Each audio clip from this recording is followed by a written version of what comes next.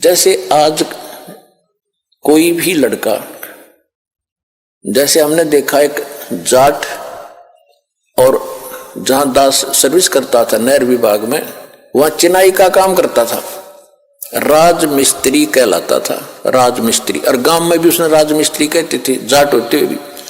तो इसी प्रकार एक ब्राह्मण का लड़का दिल्ली में नाई की दुकान खोल रहा, बार्बर, तो उसको राजेश बार्बर कहते हैं, जबकि वो पंडित है वर्ण से, लेकिन कर्म से वो बार्बर नाई कहलाता है।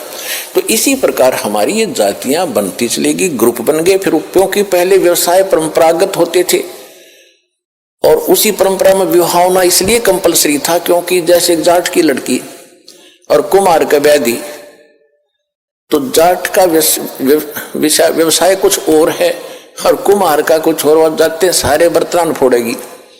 और कुम्हार की लड़की कुम्हार के ब्याही जा तो उसको पहले ट्रेनिंग होती है उस काम की, वो ठीक जाते ही रलमिल हो जाती थी। इसलिए हमारा विवाह अपने वर्ण में ही अपने होना कंपलसरी था, अनिवार्य था उस समय। इसी तरह किसान की लड़की किसान के ब्याही जाती थी तो वो काम से पहले ट्रेंड होती थी, झगड़े ना बढ़ते, काम खराब नहीं होते थे।